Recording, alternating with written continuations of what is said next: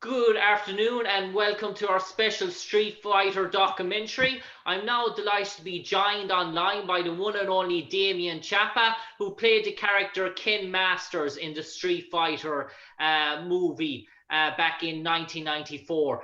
I suppose, Damian, we're roughly, I'd say, nearly coming up to 20 years, nearly. Not around the corner since the original Street Fighter movie. Do you still get recognized even to this day? Do people mention the name Ken Masters to you? And is Street Fighter a big part of your history? And was it a launch pad for you in terms of going forward, in terms of other acting jobs later on in your career?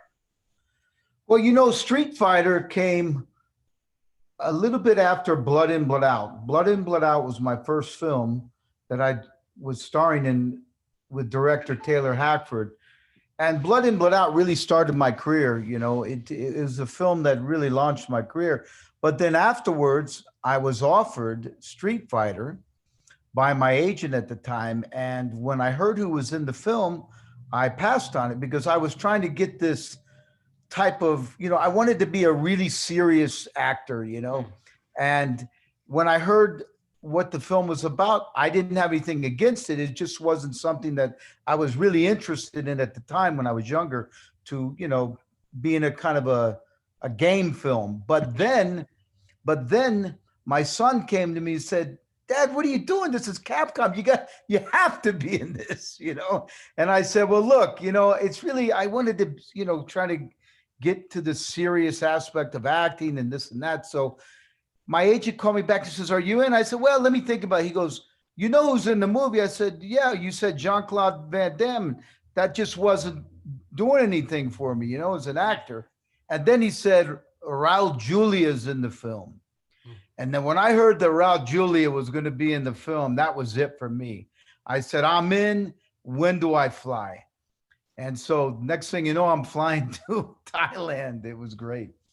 And I suppose, Damien, in terms of the, you said you were in terms of the audition, in terms of what I gather from the Street Fighter, there was a budget of 35 million, and when they acquired Jean-Claude Van Damme and Raul Julia, that half of the budget was used up in terms of two characters out of a possible 10.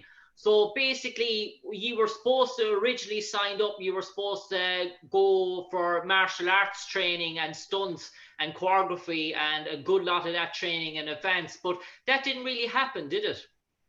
Well, I trained as a fighter early on, nothing professional, just, with some friends of mine. And, I was in really good shape back then. But there was a guy named Benny Urquidez. Yeah. And he was the one that was set to train. And Benny did a great job because he didn't have a lot of time. I was already a fighter. I've been fighting since I was a kid. And I wasn't a professional fighter by any means, but I understood fighting. But doing stunts and being a great martial artist is completely different. Most of Van Damme's stunts are done by a guy named Mark. And Mark was, forgive me, I don't remember his last name, but Mark really makes him look good. And if you have a great stunt coordinator and you have a great stunt guy who's in your place who can really move well, because the camera it's really different acting and fighting in front of the camera. It's all an act. Yeah. If you can make it look good, you can look like a great fighter. I know guys in real life that are not great fighters, but they make it look good on film. And, of course, it's good to get trained and all that. It's obviously much better if you understand martial arts. But if you can act like you're a good fighter just for those moments and cross the frame right with your left hook or your right cross, and you make it look good, you can look like a wonderful fighter, believe it or not. It's very strange. You have to see the process behind the scenes. But they did put us with a guy named Benny the Jet, and Benny trained us for a few weeks. And I think he really had a difficult job because he only had a few weeks to take people like Kylie Minogue and all these other people that didn't understand fighting at all and turn them into people that look like they can fight. Yeah, and I suppose, Damien, that was one thing about the cast. You were cast early enough, and some of the, like Jean-Claude Van Damme and Raul Julie, and the likes of Byron Mann were cast early enough. But there was probably a week or two even before the start of the movie, and some parts for the cast hadn't even been filled yet. They were still trying to, and then Capcom wanted to add more characters each time. There was, he originally was supposed to be a prime sort of 7 characters, but she wound up having 15 fighters in the movie, if I'm correct. Yeah, it was I tell you, it was a big task. When I arrived there and I saw all the characters, of course, the script is one thing, it gives you an idea. But when you get there, the director, D'Souza, had a really difficult, it was his first film, I believe. I know he'd written scripts, but he'd never directed anything at that point. So here he was taking on this multi-million dollar project, and he had to, put everything together and deal with all these egos and deal with all these actors. And we showed up, and it was Thailand, and they were right at it. I mean, when we got there, they were already into it, and they were, we had this big scene where, all these fighters were fighting in Thailand, and it was massive. And this guy was a first-time director, and the pressure on this guy to deal with all those fighters in that big scene was incredible. But when we got there, it worked. Somehow it worked. The film is not, it's not this Academy Award type film. Everybody knows that. But I tell you what I like about Street Fighter and what I liked about doing it. It's a really good film for children. Believe it or not, I mean, children really react to this film. It's a film that's supposed to be more intense, but it ended up being something that children could watch. So when I watch it with my kids, it's something I can be proud of, because, a lot of films I do are way too intense for children to watch, So I was happy that it turned out to be kind of campy, if you want to. Yeah, and you mentioned that, Damien, and the sort of the plot itself, they went for a different sort of take. They went for this sort of dictator world domination sort of good versus evil, and the heroes trying to bring down this bad criminal mastermind sort of, and it led to fighters picking sides, whether they're on the side of good or the side of evil. But it sort of went away from the whole sort of tournament of Street Fighter itself, in terms of it maybe had a storyline built into the world sort of team. Like, dare I say, the other big game at that time was Mortal Kombat, and when they did the movie, they sort of focused on the actual tournament. Did you like that sort of take, that sort of world domination sort of plot, and making it Street Fighter, bring it into real life sort of concepts, trying to bring a bit of dare I say, realism to it?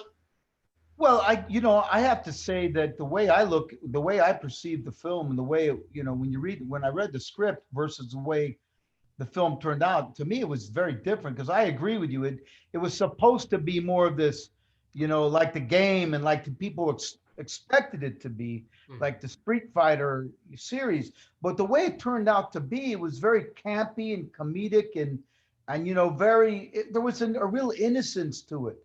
That D'Souza, look, when you're directing, you're creating. Directing is a creative process. So the guy has, you don't know how it's going to turn out. And if you do, there's something wrong, because you're creating. I think that what happened with his creative artistry, the way he put the film together, it ended up being something that it probably business-wise was not intended to be. And I think that, he put people in the film that other directors might not do, And for example, it was very interesting. One of the reasons I did the film is because I wanted to be in a film with great actors, and so on. And a lot of the people that were in the film were not the greatest actors, and they weren't even actors, period, and there was kind of their first chance at kind of getting into this thespian thing. And I think they did a good job for not doing it ever, But Raul Julia, when I went there, Raul Julia, the most interesting part of this movie is, a lot of people don't realize this, but Raul Julia was dying when we were doing this film. He wasn't sick. he was literally dying. When I went to go see the actors in Thailand, we had dinner. I was expecting to see this robust, big man, that I was used to seeing. And I saw this man that was very thin, very pale, and it was very devastating to me, as a human being to see this. And then I found out, of course, as we were doing it, the man was very sick. And so the greatest thing about this movie was Raul Julia, because Raul Julia, here he was very thin. You have no idea how thin he was because he would come on the set, he was very sick, and he would sit down in the makeup chair, and they would do everything they could to make him look like this robust, uh, like taking over this whole city, Bison City, being this robust, uh, anti-hero, or actually not even anti-hero. He was the nemesis, and the guy didn't have it. He was really sick, so they put him in this suit, in this muscle suit, Yeah. and they transformed him into this big, robust guy to fight Van Damme. And he is such a great, I should say, he was such a great actor that you watched him in when the camera started to roll, he took every part of his spirit to become what he just could not be physically. But his acting was so powerful that he became Bison when he didn't even have the energy left in real life. It was amazing to watch. And I suppose, Damien, one of your most bit scenes in the Street Fighter movie revolves around with Ryu, who was played by Byron Mann, and you had an action fight scene there with Vega and with Vega and the other fighter is coming to me now. So the other fight, So Sagat. there's a lot of fighters in that movie.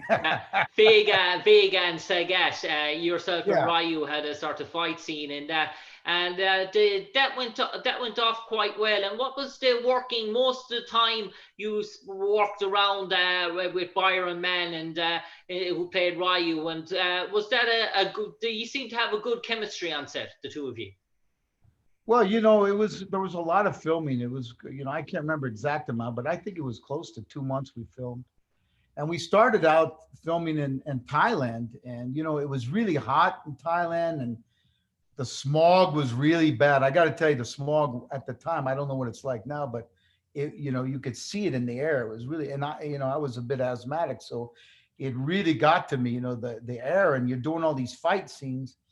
But Charlie Pacerni really is the one who made all the fight scenes along with Benny the Jet training, and D'Souza pretty much was the director. But Charlie Pacerni, he helped us with all the fight scenes. One of the greatest fight coordinators of all time. And then, all of a sudden, at the time I had no idea who Kylie Minogue was. I was American, and at the time she was really big in, I guess, Europe and Australia. But when we were in Thailand, nobody really kind of knew who she was. And then when we got to Australia, we get off the plane. When I met Kylie, I was like, I was waiting to see who's this girl, because everybody says she's this really pretty girl and this and that. And when I saw her walking out. She's just a little bitty thing, Yeah. But she's so beautiful. She's like a little pixie, It's like she's the prettiest girl you ever seen.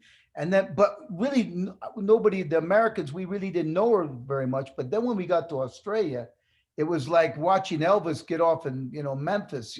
It's like everybody went crazy for Kylie, and we didn't realize what such a big star we had with us. But then, of course, she became like the biggest thing ever, and she's such a great person to work with. By the way, I have to note that she was just such a. I suppose, Damien, as well, about Street Fighter, there was almost like backstage, there was almost like a jinx. One of your line producers had a heart attack. Another member of the back cast got in a serious traffic accident going the wrong way in a motorway as well. So, and then obviously the so-called big star of the movie, Jean-Claude Van Damme, he'd during while that movie was going on, he was going through an awful lot of personal problems in his own personal life as well that sort of affected him. So there was an awful lot to deal with for the rest of the cast members as well, and obviously, as the movie went on, Van Damme's personal problems became more serious, and I suppose that all, and with Raul Julia's illness as well. So there was an awful lot to contend with, and I suppose in terms of the shooting, it probably led to an awful lot of disruptions and an awful lot of scenes cutbacks because Capcom wanted the film produced before December, and I suppose that meant that an awful lot of things had to be done in a few takes or rushed, or things had to be cut out as well.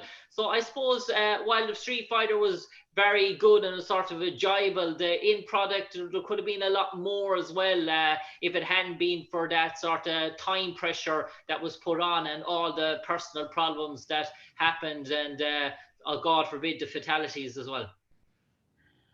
Well, it's very difficult. I mean, at the time, Van Damme was married to Darcy, and I spent some time with her in the elevator a couple of times, and she was a really, really wonderful, very beautiful woman. And we spoke a few times, and look, people go through certain things. People go, I hear all these things now, and that people are talking about what happened with Van Damme and everything during the filming, and so on. And you keep hearing all these stories about drugs and this and that. Let me tell you something. I don't. It's so difficult to hear these things because the work was so difficult back then. All I focused on was the work. All these other things that went on. I mean, I don't even remember hearing some of these stories. But I tell you, it's so difficult to work. And look, at the time, I didn't know Van Damme at all. I had no idea who the guy was, other than he was this, this action fighter. But look, the guy worked hard. I saw him when I saw him, he worked really hard. He was a really hard worker. He was very nice to me, very nice, very elegant around everybody. All these stories about hard to work with and all, I didn't see that. Yeah. I've worked with everybody. I worked with all the fighters at the time that were really big.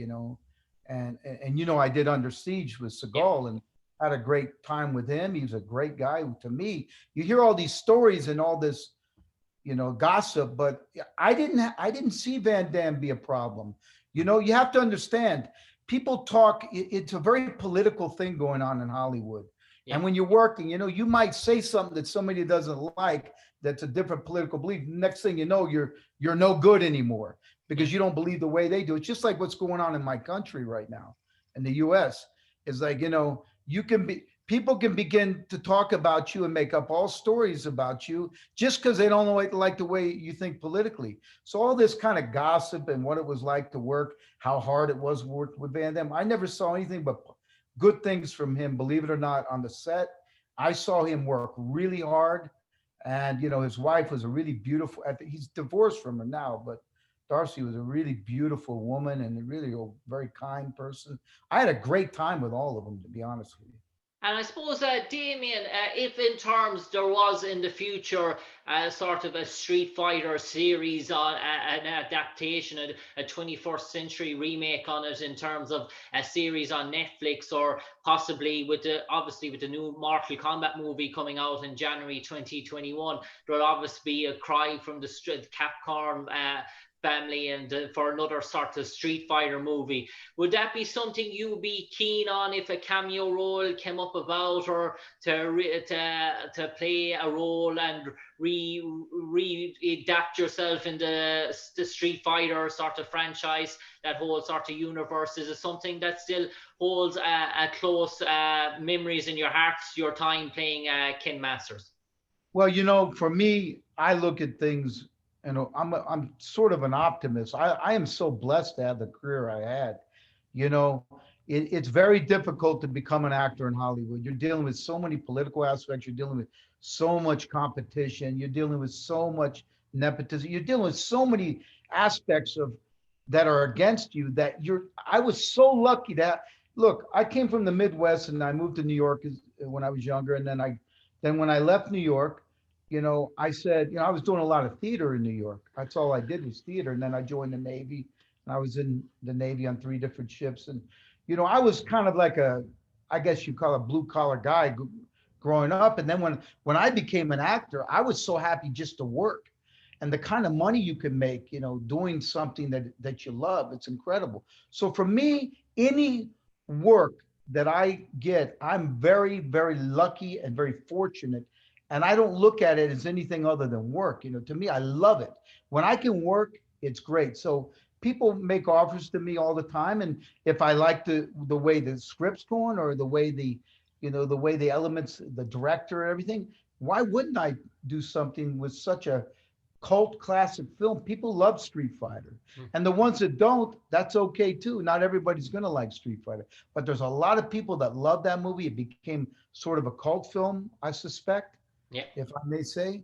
And, I would be more than happy to be a part of it, because it's, like I said, the reason why I like it is because it has an innocence to it. I don't think they set out to do that with Street Fighter, but it became a really kind of a good versus evil. It has a real kind of an old fashioned flair to it. I really like it. And I suppose in terms of the shooting locations, I suppose in Thailand and Australia at the time, you had to deal with severe sort of humidity, and I suppose because long sort of working hours as well, given the sort of time restraint. I suppose in terms of your own sort of character and getting into costume, and I suppose that, do you still have that sort of Kin Master sort of costume? And obviously the first time didn't see the special effects that were brought into later on, that were brought in before the movie went released. The special effects were brought in afterwards. Seeing the movie first time, seeing the finished product, were you very happy? Did you enjoy it, or did it meet your expectations, or were you a bit taken back when you saw the film for the very first time? Obviously you were shooting it, so there must have been great intrigue to see what the final product and what your scenes look like. Well, there was a friend of mine, Jeff Langton, who worked on the film near me. He was helping me with some of the fight stuff. Great fighter in California. And Jeff Langton and I were talking about it. And, we read the script, and we, it turned out different than we expected it to be. Like I said, it was a bit more campy, you know. Yeah. But I tell you what, I was really impressed with, and that was the wonderful look the film had. I mean, it just really had a great look to it, in the colors and the way it was lit. I just thought it was amazing, didn't you? Yeah, it was scenic, and especially in terms of the motions as well, the sort of the fight scene. It all seemed to, there was a good sort of flow to the movie. Well, one of the greatest things for me, because I later on I'm a director now, and I'm a producer, and I'm a writer. I do all these things. I was just an actor then. But one of the best things that happened to me on Street Fighter, and why I have such great memories of playing Ken in Street Fighter, was not just the film itself, but also because I got a chance to meet probably one of the best director of photographies ever, which was William Fraker, who actually lit the film. And, he was the DP, and he has since passed, but he also did Rosemary's Baby and many, many other films that, I just thought were wonderfully shot. And I learned a lot from William because now I make my own films, and I even have I've done DP on some of my own films where I light and stuff like that. And I learned a lot about lighting from William Fraker, who was the director of photography on that film, because the film really has a great look. And I tell you, we were on set for 2 months, and the only thing, and this is one of the secrets to great filmmaking, people don't realize it, and I learned it from William Fraker, the best DP in the business at the time. And he said 2 words over and over and over on the set, and those words were more smoke. Because he just kept putting smoke to give this kind of misty feel, and of course it was 35 millimeter already, so it was a bit grainy, but it was really had this beautiful lighting that William Fraker installed in the film. And a lot of it had to do with this kind of misty, smoky feel that he would always ask for more smoke, more smoke. So I learned a lot about lighting and everything from William Fraker. That in itself was worth the whole experience for me. On that note, Damian Chapa, it's been an absolute pleasure talking to you this evening to get your views on Street Fighter as we talk about the Street Fighter franchise.